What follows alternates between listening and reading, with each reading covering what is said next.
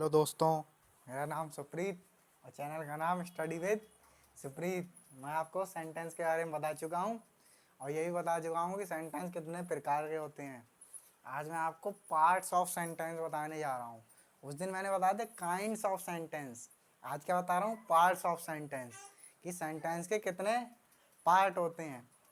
इसका यूज़ कहाँ होता है? इसका यूज़ रीऑर्डर करने को आता है क्लास 10th में, उसमें होता है। और कंपटीशन में भी रीऑर्डर करके आता है। जैसे बिगड़े हुए रूप लिखे होते हैं, उन्हें सही से क्रमबद्ध रूप से लिखना होता है। उसमें पार्ट्स ऑफ सेंटेंस का नियम लगा के हम उसे ही लिखते हैं। जैसे पार्ट्स ऑफ सेंटेंस के बारे में जानकारी होगी, वही सेंटेंस को रीऑर्डर कर पाएगा और बिगड़े हुए रूप को सही से लिख पाएगा। तो आज बात करते हैं कि पार्ट्स ऑफ सेंटेंस। पहले सेंटेंस समझ लेते हैं। सेंटेंस मैंने उसी दिन बता दिया था, लेकिन आज बता दे रहा हूँ कि सेंटेंस क्या होते हैं। शब्दों का ऐसा समूह जो एक सही यानी पूर्ण अर्थ देता है, सेंटेंस कहलाता है। सही, अगर पिछली वीडियो नहीं देखी हो तो ज़रूर देख लें। आज मैं सेंटेंस के भाग पढ़ाने वाला हूँ कि सेंटेंस के दो भाग होते हैं। कितने भाग होते हैं? दो भाग होते हैं सेंटेंस। एक होता है सब्जेक्ट, एक होता है सब्जेक्ट और एक होता है प्रेडिकेट। एक होता है सब्जेक्ट और एक होता है प्रेडिकेट। सब्जेक्ट क्या होता है? पूरे सेंटेंस में जिसके बारे में बात होती है उसे सब्जेक्ट कहते हैं। और प्रेडिकेट क्या होता है? पूरे सेंटेंस में सब्जेक्ट के बारे में जो कहा जाता है उसे प्रेडिकेट कहते हैं। एक एग्जाम्पल ही समझते हैं कि एग्जाम्पल, राम ईट्स फूड। तो इसमें सब्जेक्ट क्या है? राम।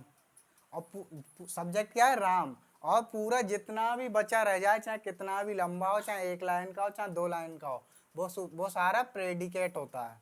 सब्जेक्ट क्या है? राम। और जितना सब बचा वो सब प्रेडिकेट। देखिए इसमें राम ईट्स फूड यानी राम खाना खाता है। तो सब्जेक्ट यानी किसके बारे में बात हो रही? राम के बारे में बात हो रही। तो यानी राम एक सब्जेक्ट है, राम ही तो खाना खा रहा है। अब सब्जेक्ट कर क्या रहा है? सब्जेक्ट खाना खा रहा है। तो ये खाना खाना क्या है? प्रेडिकेट है। मैं आशा करता हूँ कि समझ में आया होगा कि सब्जेक्ट और प्रेडिकेट क्या होता है। अब देखते हैं। सब्जेक्ट और प्रेडिकेट बिल्कुल बेसिक चीज़ है, अगर ये नहीं आई तो आगे बिल्कुल नहीं आएगा। पढ़ते हैं सब्जेक्ट के कितने भाग होते हैं। सब्जेक्ट समझ लिया, सेंटेंस में जिसके बारे में बात होती है जो सेंटेंस, वो सब्जेक्ट कहते हैं। और पूरे सेंटेंस में सब्जेक्ट के बारे में जो कहा जाता है उसे प्रेडिकेट कहते हैं। अब सेंटेंस वो सब्जेक्ट के बारे में पढ़ते हैं कि सब्जेक्ट में भी दो भाग आ जाते हैं। सब्जेक्ट में भी दो भाग आ जाते हैं। एक होता है क्वालिफायर, एक क्या होता है? क्वालिफायर। और दूसरा होता है main word.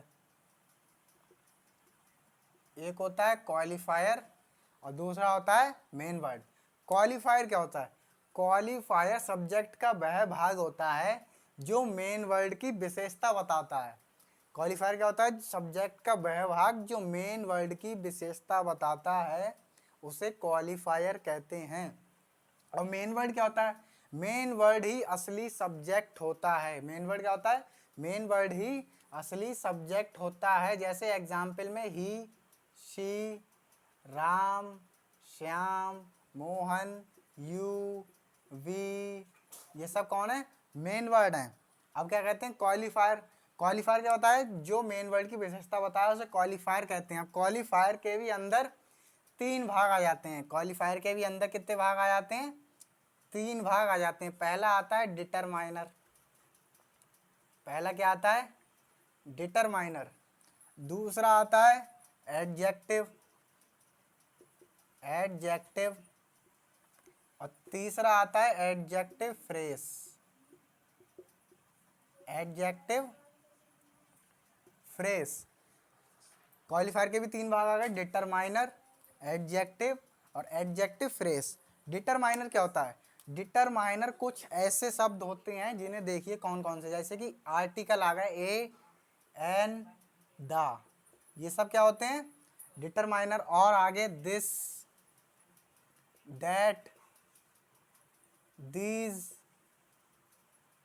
Those, my, your, our, ये सब क्या होते हैं, डिटरमाइनर। ये सारे वर्ड क्या कहलाते हैं, डिटरमाइनर, जो सब मेन वर्ड के पहले लगे होते हैं। अब एडजेक्टिव, एडजेक्टिव जो यानी एडजेक्टिव पढ़ा होगा, जो नाउन या प्रोनाउन की विशेषता बताते हैं वो एडजेक्टिव होते हैं, जैसे कि good, bad, one, two, many, much, honest आदि। ये सब कौन एडजेक्टिव क्या होते हैं, जो नाउन या प्रोनाउन की विशेषता बताते हैं, बचपन में पढ़ा होगा, वो सारे एडजेक्टिव कहलाते हैं।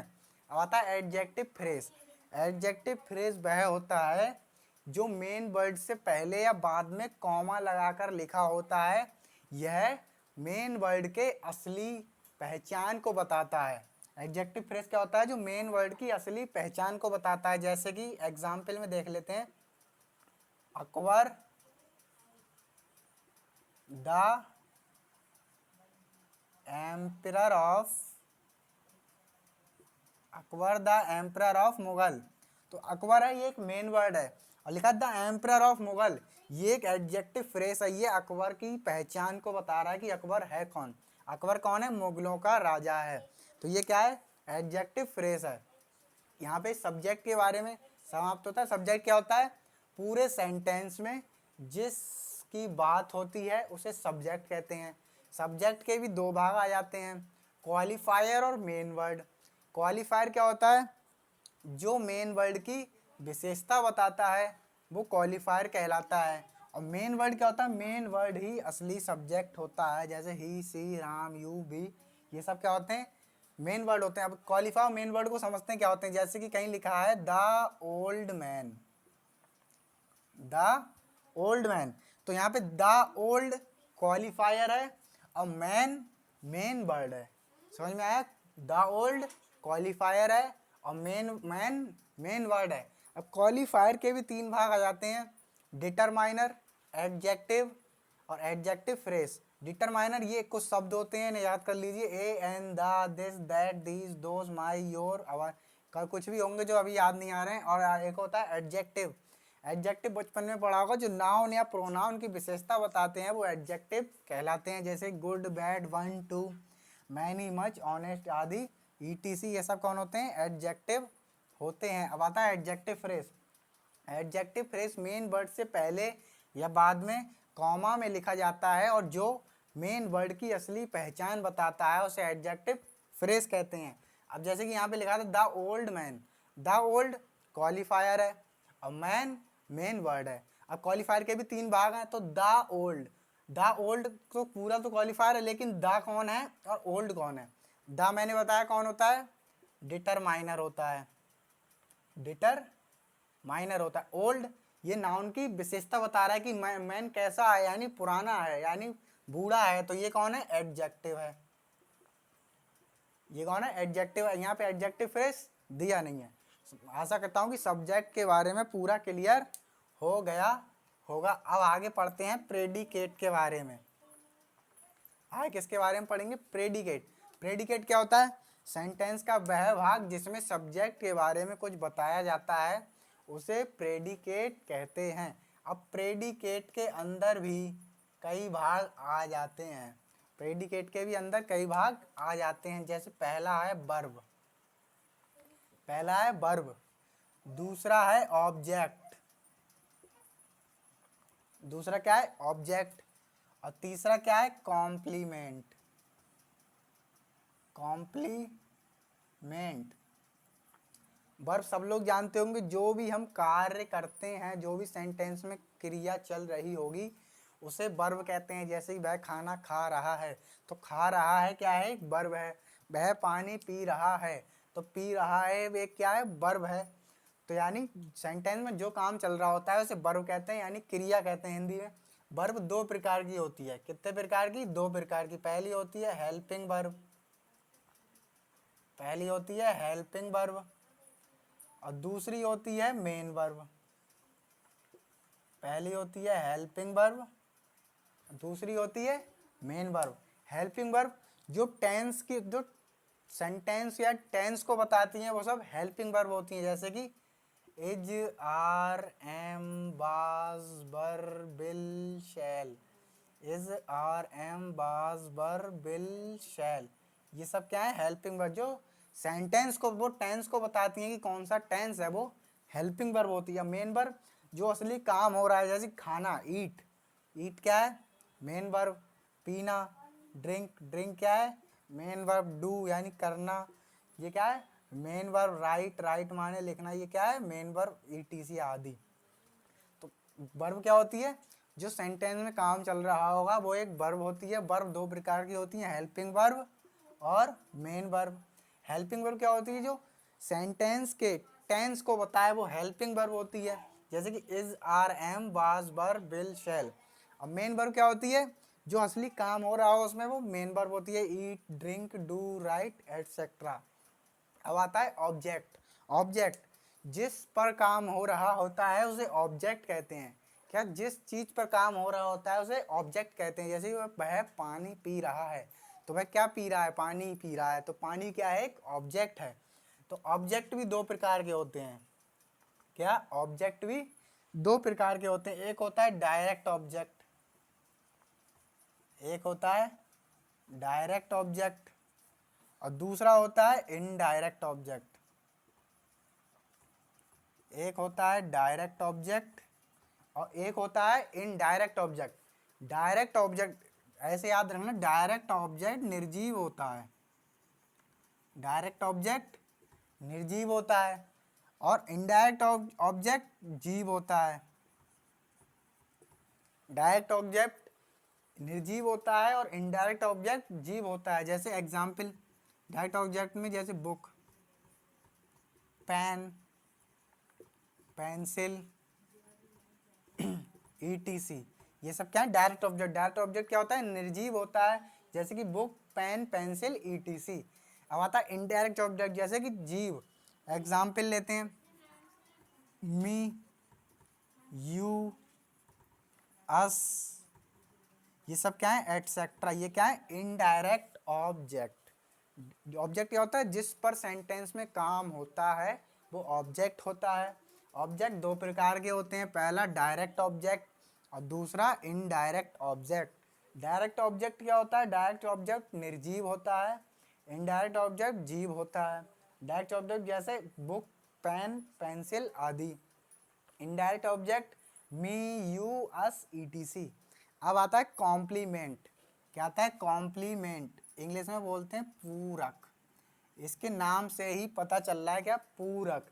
जो सेंटेंस को पूरा करता है उसे कॉम्प्लीमेंट कहते हैं। क्या होता है? जो सेंटेंस को पूरा करता है उसे कॉम्प्लीमेंट कहते हैं। जैसे कि इन the room, in the room, on the table, on the table, in the ground, in the ground, at the door, ये सब क्या है? कॉम्प्लीमेंट हैं। क्या होता है? जो सेंटेंस को पूरा करता है कॉम्प्लीमेंट कहलाता है।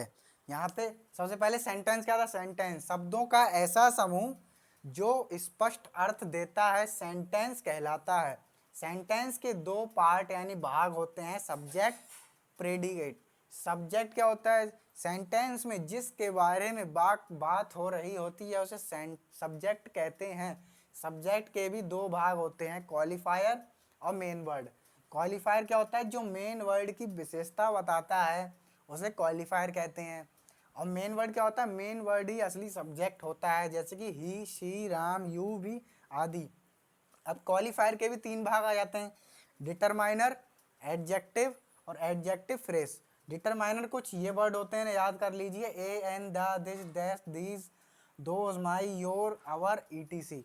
अब आता है एडजेक्टिव। एडजेक्टिव बचपन में ही पढ़ा होगा, जो नाउन या प्रोनाउन की विशेषता बताएं वो एडजेक्टिव कहलाते हैं, जैसे good, bad, one, two, many, much, honest आदि।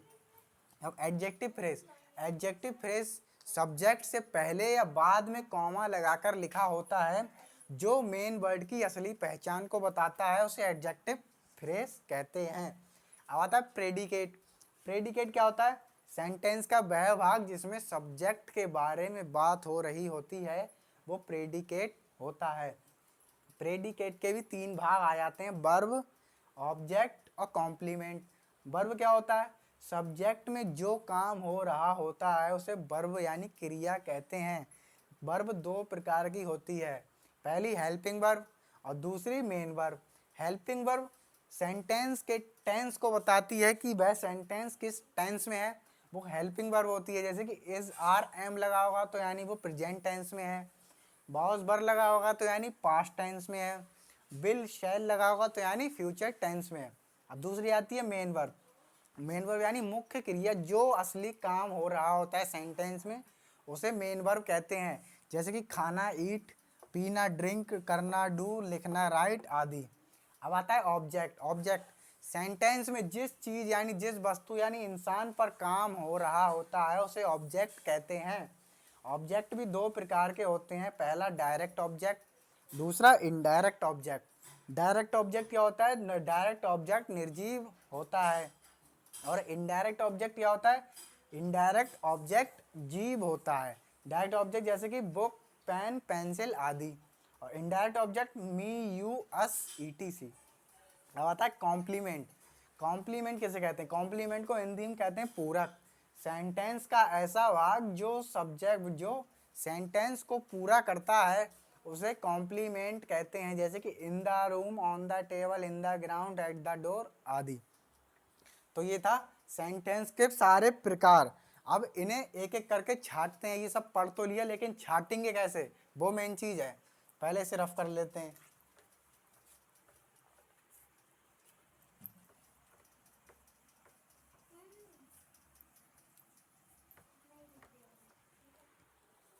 एग्जाम्पल लेके समझते हैं उन लोगों को छांटना कैसा है। एग्जाम्पल जैसे द ओल्ड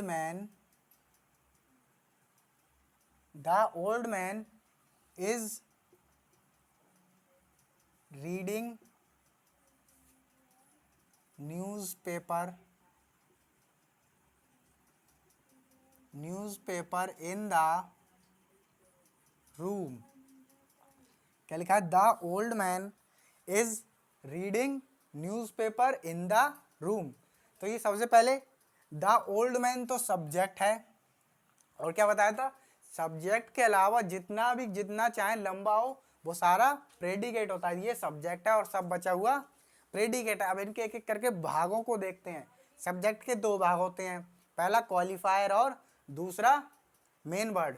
तो द ओल्ड मैन क्वालिफायर है, द ओल्ड मैन क्वालिफायर है, और मैन मेन वर्ड है। मैन क्या है? मेन वर्ड है।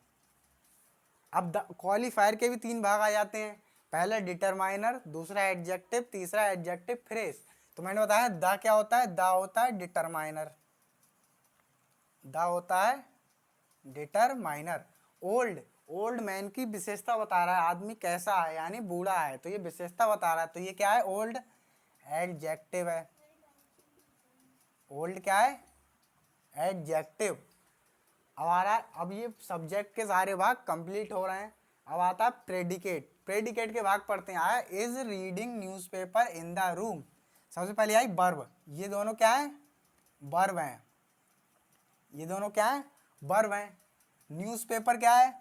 न्यूज़पेपर ऑब्जेक्ट है। इन द रूम यानी complement, in the room complement. अब इज रीडिंग क्या है? वर्ब है। अब वर्ब के भी 2 भाग होते हैं, पहली हेल्पिंग वर्ब और दूसरी मेन वर्ब। तो इसमें इज है हेल्पिंग वर्ब, क्योंकि ये टेंस को बता रही है कौन सा टेंस है, प्रेजेंट टेंस है, हेल्पिंग वर्ब। और रीड यानी पढ़ रहा है, ये मुख्य क्रिया है, तो ये क्या है? एक मेन वर्ब है। तो ये क्या है? मेन वर्ब है। अब न्यूज़पेपर ऑब्जेक्ट यानी ऑब्जेक्ट पर कार्य हो रहा है, ऑब्जेक्ट पर क्या हो रहा है? पढ़ा जा रहा है, यानी क्या पढ़ा जा रहा है? न्यूज़पेपर पढ़ा जा रहा है, तो इसीलिए न्यूज़पेपर एक ऑब्जेक्ट है। और इन द रूम यानी वो कमरे में पढ़ रहा है। ये सेंटेंस को पूरा करने के लिए लिखा है कि वो कमरे में पढ़ रहा है। वैसे खाली यहाँ तक न्यूज़पेपर तक लिख देते तब भी सही था, लेकिन इन द रूम उन्होंने बढ़ा के लिख दिया कि वह कमरे में पढ़ रहा है, तो ये क्या हो गया? एक कॉम्प्लीमेंट हो गया। मैं आशा करता हूँ ये एग्जाम्पल समझ में आया होगा। अब एक एग्जाम्पल और लेते हैं, दूसरा। जैसे Akbar the emperor of Mughal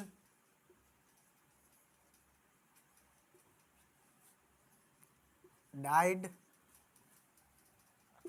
the Akbar emperor of Mughal died. तो यानी Akbar, Akbar the emperor of Mughal पूरा क्या है, subject. Akbar the emperor of Mughal, ये अकबर के लिए तो आया है, तो ये क्या है, पूरा सब्जेक्ट। और डाइड क्या है, ऑब्जेक्ट। वो डाइड क्या है, प्रेडिकेट।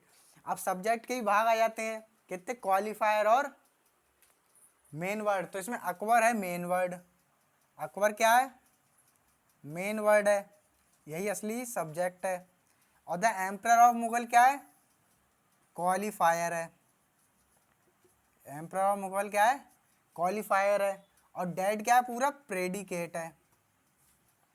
डेड क्या है, प्रेडिकेट है। मेन वर्ड का कोई भाग होता नहीं है, तो इसलिए अकबर एक मेन वर्ड हो गया। अब क्वालिफायर के अंदर तीन भाग आ जाते हैं, पहला डिटरमाइनर, दूसरा एडजेक्टिव, तीसरा एडजेक्टिव फ्रेज। डिटरमाइनर तो है नहीं पूरा, अगर खाली दा होता तो ये डिटरमाइनर होता। एडजेक्टिव भी नहीं है, इसकी विशेषता नहीं बता रहा है, ये इसकी पहचान बता रहा है कि अकबर कौन है, और ये कॉमा में लिखा गया है। हमने बताया था कॉमा में लिखा गया हो और बता रहा हो मेन वर्ड की पहचान, तो उसे बोलते हैं एडजेक्टिव फ्रेज।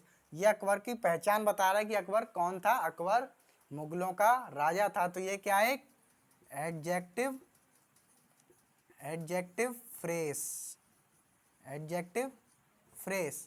ये यहाँ पे खत्म सब्जेक्ट पूरा। अब आता है प्रेडिकेट। प्रेडिकेट में डाइड, डाइड यानी मर गया, ये असली क्रिया है, तो यानी ये क्या है, एक मेन वर्ब है। क्या है, एक मेन वर्ब है।